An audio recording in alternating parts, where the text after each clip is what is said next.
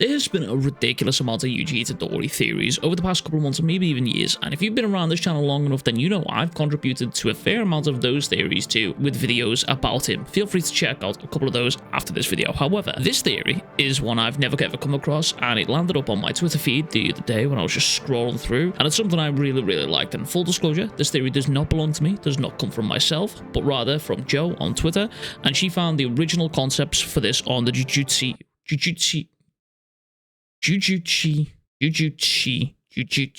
God, that's a hard word to say. Anyway, it's on this Reddit, both of which will be linked below if you want to go check those out. However, the theory goes like this. Yuji is often compared to Gojo for being outgoing, nonchalant type of person, and Megami is, in the same vein, often compared to Geto. Now, some of you smart cookies out there may already see where we're gonna go with this. Now, bear with me, because we are gonna need to go on a little side quest to reach the final destination here, and obviously, we all know that Gojo acted as a parental / older brother type of figure for Megami from a young age. However, Megami has more in common with Gojo than we've noticed. First, Megami's latent potential has already shown to compete with and beat the limitless Six Eyes, and we were already shown hints about this from Gojo himself, and then shown the results of this when Sukuna unleashed the full power of the Ten Shadows against Gojo, and we all kind of know how that turned out.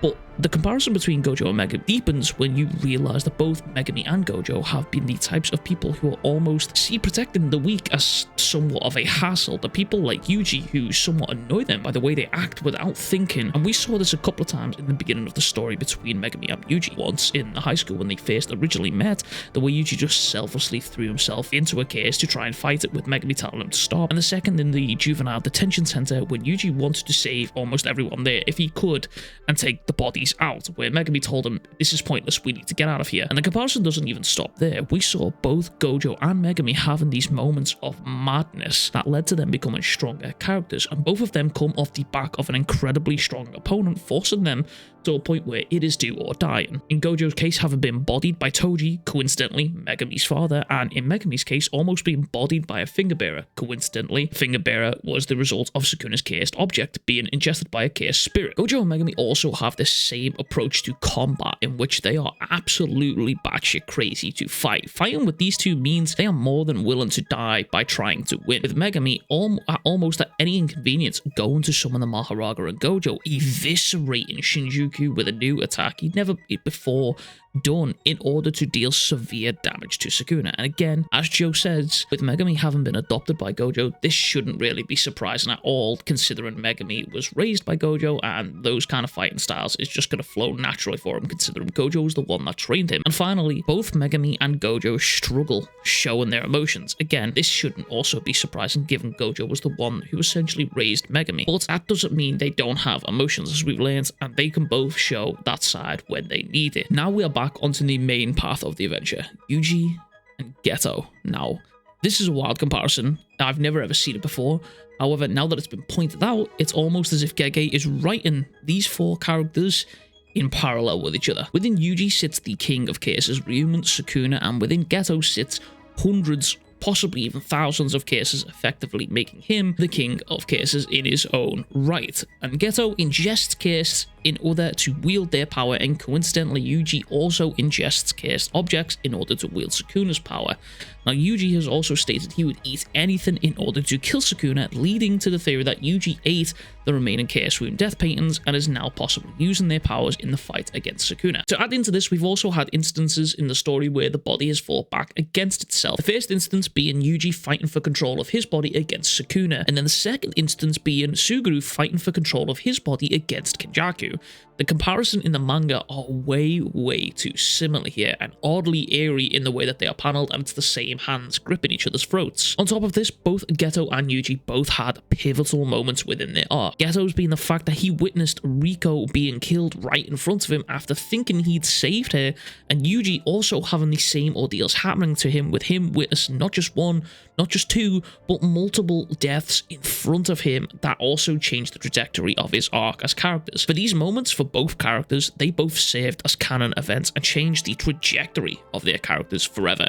Geto taking a path down a very, very dark road, as we all know how that all went, and Yuji taking a path down a road that eventually led him to a darker mental state, and thus the cog mentality was born within Yuji. And it's also worth noting that both Yuji and Geto, in their pivotal moments, tried their best to remind themselves of the words to stick to their ideals or to save people. You even get these panels of both Geto and Yuji following up from their pivotal changes within the story, both sat down on stairs, both looking incredibly fucking depressed. It's also wild how, considering these parallels between Yuji and Geto, the actions of Kenjaku literally led to Yuji being the son of the thing that now parades around in Geto's body.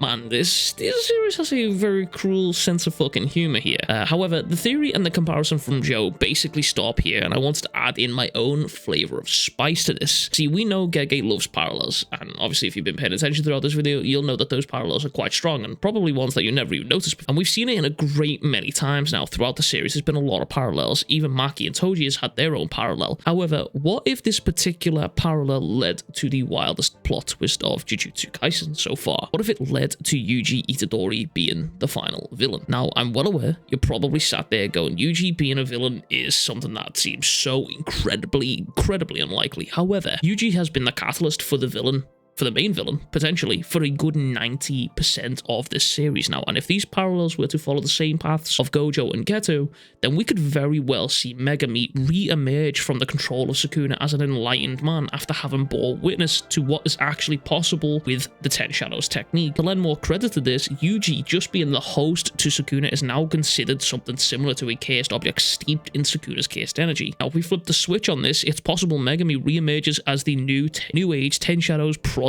on the same level as Gojo, having seen what Sukuna was able to do and basically watched and learn. But where and how does Yuji fit into becoming the final villain? Well, there's a few things that kind of fit that narrative. Number one, Yuji being the son of Kenjaku, and Kenjaku ominously declaring his will shall be inherited after being felled by Yuta. And then number two, Yuji's desire to die and take Sukuna with him. There's still a final finger out there lurking around somewhere, and the possibility that Sukuna may once again switch back to Yuji means I'll have to leave to you guys in the comments below to figure that out. But should any of that kind of situation happen, I think it would fit the themes of Yuji's foreshadowed death and sacrifice to get rid of Sukuna permanently. And that could potentially lead to him or Sukuna maybe taking over his body one last final time, essentially leading to Yuji being the final villain of the series and having Megami having to finish him off in the same sort of parallels where Gojo had to finish off Geto. And if the parallels between Gojo equaling Megami and Yuji equaling Geto, then the parallels would come full circle. So it's a very interesting thing to say.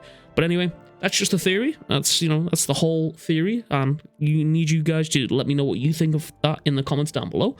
And as always, if you have any ideas on this, I would like to let you know. But should any of that happen, it would fit the themes of Yuji's foreshadowed death and sacrifice to get rid of Sukuna permanently.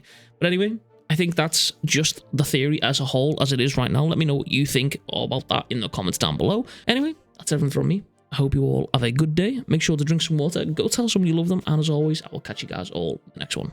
Much love. Big kisses. Peace.